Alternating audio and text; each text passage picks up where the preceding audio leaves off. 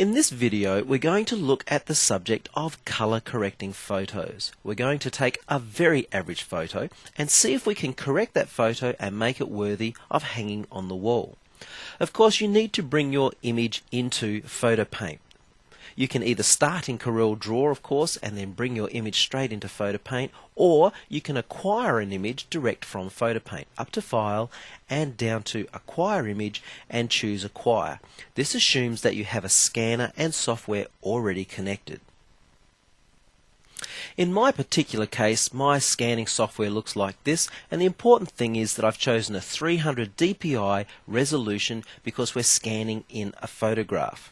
Now, the other thing we're going to look at as well is scanning from actually a color negative, and you'll notice here the output resolution I've chosen is 2400 dpi. Now again, your scanning software may look very different to this, but the important factors are 300 dpi if we're scanning a photograph, or even higher, or if we're going to scan a negative like this, 2400 dpi or higher. Well, let's have a look at the end result. This first image is a scan of the actual photograph we received from the store, and this second image is the scan of the negative. Now, at first look, it definitely looks like the photograph is slightly more appealing, but actually it's quite underexposed, it's lacking in colour, and the skin tones and the colour of the sofa are really very incorrect. So the Photoshop, they've applied their own colour correction. But let's quickly have a look also at the tone curve. Notice the tone curve really from just past 50% all the way to the right hand side, which represents our highlights and our brighter areas of the photograph. There's really very little there. The shadowy area of our photograph is very rich in red tones, and again this is going to cause us problems with color correcting. If we go to our negative, up to adjust, and have a quick look at the tone curve, you'll notice it's very rich, a reasonably balanced tone curve, lacking a little in shadow and also lacking a little bit here in the highlights, and the combination of the two we would say it's lacking in contrast. But there's a lot more to work with here than there is in the other photograph. So for right now, this is the image we're going to work with. One last thing to quickly show you. If I zoom in on this eye right here, notice the white of the eye and the blue color and very, very fine pixels. Over to the other image. We'll just zoom in here. The white of the eye is a little grayer, the blue is somewhat unrealistic, and of course the pixels are a lot larger because we have scanned at 300 dpi. If you can afford to scan at higher resolutions on a photograph, I recommend 1200 dpi would be a good starting place to scan, but this is just average that we're looking at right here. So I'm going to work with the other image because I believe we're going to have a lot better result with this negative. So let's see what we can do. Whether you have scanned your image, imported from a CD, or someone has given you an image, always come up to Image and make sure you're in RGB mode. The majority of Photo Paint's filters work best in this mode, and you'll achieve your best results. When you're finished, you can simply convert to whatever mode you want. For example, CMYK if you're going to professional print. The first thing I will always do when I'm editing a photograph is crop away what we don't want. In this particular case, I'm going to select my crop tool, remove this edge and the little bit of blue just here. So I'll crop just inside, over to here, double click. Now that's less we have to work with and less we have to correct. The next thing I'll always do is come straight up to adjust and choose auto adjust. I don't always like the results of auto adjust, but in this case it has done a very good job. There's more contrast in the image, the skin tones are realistic, and of course I know the colour of this sofa, and that's actually a lot closer to the original colour. So that's a great starting point. Next, up to adjust and straight down to the Image Adjustment Lab. The first thing we'll notice here in Adjustment Lab is that the tone curve has been stretched, and that's what the auto adjust did, and that's why we have more contrast. We're still lacking a fair bit in this area here, so that's something for us to work on. In terms of my screen, I'm presently looking at a split screen scenario, or we could go to actually two photographs side by side. Let's have a quick look at split screen first. Every change we make we'll see on this particular side. So again, I want to increase this area here, so I'm simply going to up the brightness just a little, and you'll see it starts to move pixels over here. Let's increase the brightness a bit more, and again we'll increase the contrast just a little bit more as well. See the change beginning to take place. If I go to the other screen, you can see a broader spectrum of change. So we're starting to move pixels over into this area. This is the mid-tone area, and what I'm going to do is move some of those pixels again to the brighter side. So you can see we're moving pixels over to the right. That doesn't look too bad, so I'm going to create a snapshot. So that's my first correction that I want to maintain and come back to and look at some point in time. I'm still going to brighten this a little and have a look at what that does. And the other thing I might consider doing as well here, let's just zoom back out, right click on my original, and in fact I'll zoom a bit more specifically. The other thing that we might look at doing here is adjusting the tonal color a little. I'm going to increase the tint to the green side, because what that will do is that'll interact with the magenta and the reds, etc., and create a little bit more of a tan type look. So I'm going to create a snapshot there. I'm also going to zoom in a little bit more just on the face. So if we increase the temperature to the warmer side, again that turns up the tan value. But here's an interesting thing. If we begin to desaturate these values and just pull out a little bit more until the hair just starts to lose some of that tan value, that to me looks a little bit more realistic. Now look at the curve. It's a little spaced, and we're getting close to posterizing the image, meaning that we've got gaps of pixels in our curve. We really do want a perfect curve with no gaps in the curves, but I think considering the strength of our resolution here, we'll probably be okay with this. And that's not too bad a looking curve. A better curve would be without those stripes in there. So let's create a snapshot of that, and then we'll have a quick look at our first one, and then our second. It's still not too bad, and the tone curve again is not too bad. The third one I think is more realistic, so I'm going to go with that one and click OK. So there you go. To me, the skin tone is more realistic because I know what he looks like. The tone colour in the couch is better, and of course the colour in the hair is also a lot better. What we need to do now is correct all of the flaws in the photograph, like dust and scratches, etc. There are a few tools at our disposal that will help us remove dust and scratch. One of those is if we come up to Image and down to Correction, we could choose Dust and Scratch, and that does a general remove of dust and scratch.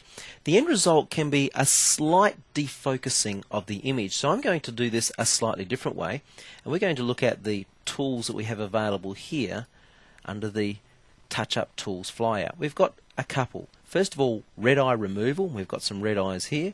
The clone tool, which we'll look at in another video, and the touch up brush tool. So first of all, let's go with the red eye removal tool, and we'll zoom in. Zoom in on these eyes here. Select the tool again. By default, the tolerance is 3, and you can experiment with what tolerance you want. But what's important is make sure your nib size is the same size as the red.